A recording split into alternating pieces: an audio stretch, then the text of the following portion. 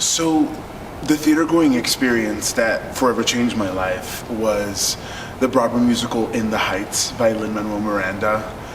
And I've been so lucky because I now have done In the Heights 4 times.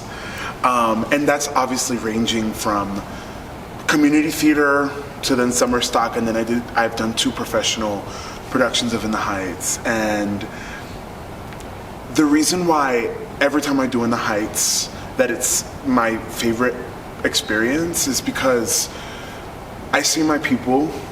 I see people who look like me, people who sound like me, who talk like me.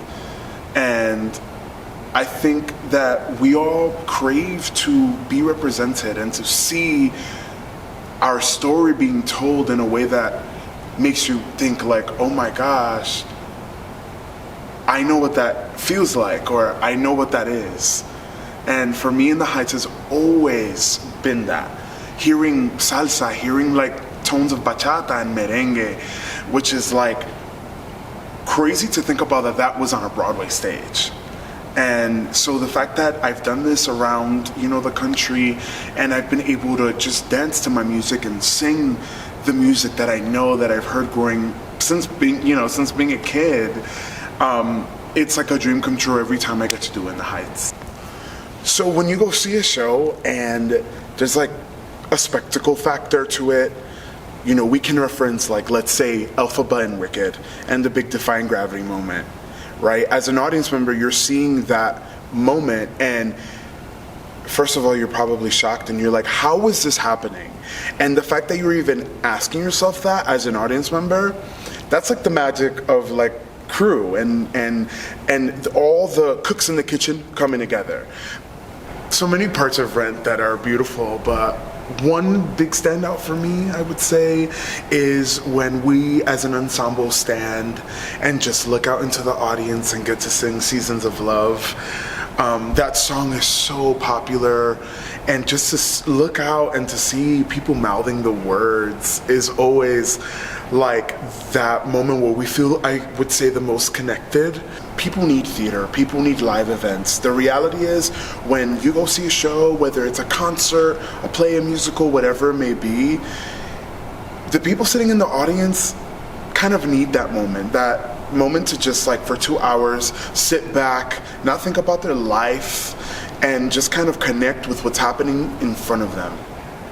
525,600 minutes, 525,000 journeys to plan, 525,600 minutes. How do you measure the life of a woman or a man?